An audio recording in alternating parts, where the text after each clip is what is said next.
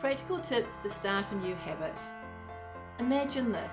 It's Friday night and you want to cook, but your sink is full of 3-day-old dishes and Tupperware from lunches this week. Yuck! You know it would be better to keep on top of your dishes every day so the kitchen is clear whenever you want to use it. But how do you develop a habit like that? Welcome back to my channel. Don't forget to click subscribe if you want more weekly updates on practical tips to organise your life. I'm Dr. Catherine Macy, owner of Organise to Excel. We've been helping people overcome clutter and get more organised for over 15 years. And I'm here today to help you create better life habits. So instead of hoping you magically achieve perfect dish discipline overnight, use these techniques to build a solid habit. First, I'm going to recommend 2 incredibly useful books. The Power of Habit by Charles Duhigg. This book explains the science behind habits and why we do what we do. It's a great resource for learning about what habits are and how to build them. Second, the book Atomic Habits by James Clear. This is more of a how-to full of practical strategies and information that helps create new habits and break bad ones. So the first step for change is awareness. So start by making an inventory of your habits. Brainstorm with yourself. What habits are already second nature? Make a list of the habits you have and mark them as positive, neutral or negative. For example, if you brush your teeth twice a day every day, that's positive. And some things depend on the person and the situation. If you play a game of solitaire before bed every night and it helps you relax, that's positive. If it keeps you from going to bed on time, that's a negative. Next, you want to understand your intrinsic motivation. Know your why. You know what you want to do, keep the sink clean, but why do you want to do that? Some reasons could be, it's much easier to cook in a clean kitchen than a cluttered one. It's also more hygienic and keeps pests away. Or maybe you want to entertain guests more often. Instead of starting a new habit because you vaguely feel you should, ask yourself what your reasons are. When you know why you're doing something, you'll be more likely to continue it. And be crystal clear about what you are doing. I want to keep on top of my dishes is a great starting point, but it's not enough to put a plan in action. Come up with specific tasks that will complete your goal. For example, I will rinse out each dish when I'm finished with it so nothing gets caked on.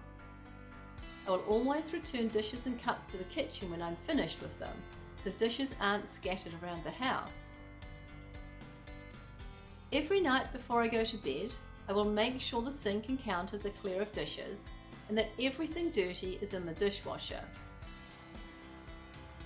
As soon as the dishwasher is full, I will run it and put the dishes away when they're dry. Start with a goal and then figure out what concrete steps you can take that will get you there. And schedule it. Routine solidifies habits. If you make it a point to clear the sink every night right before bed, eventually you won't have to remind yourself because right before bedtime will feel like the time to clear up. So remind yourself, how will you stick to your schedule until it becomes second nature? Set an alarm on your phone, put a sticky note next to your bed, put it on your calendar, whatever you need to do to remember your routine, do it. Having a fail-safe like an alarm saves you from going into the kitchen in the morning, seeing dishes in the sink, and groaning at yourself.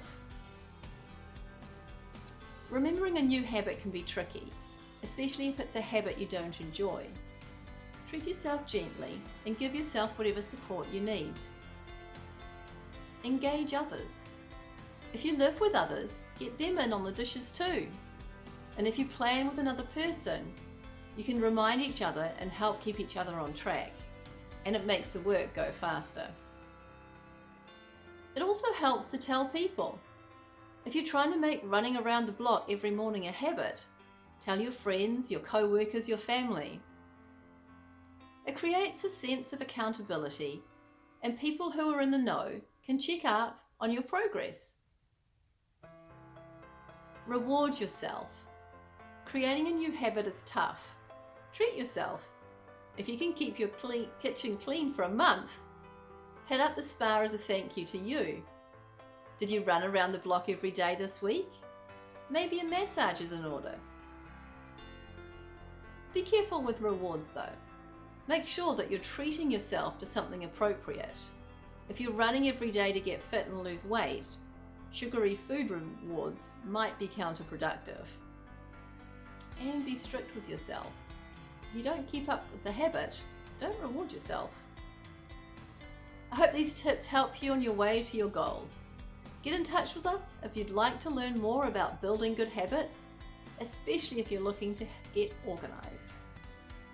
Organised to Excel, practical solutions for everyday issues. Like our Facebook page, follow us on Instagram, and visit our website organisedtoexcel.com.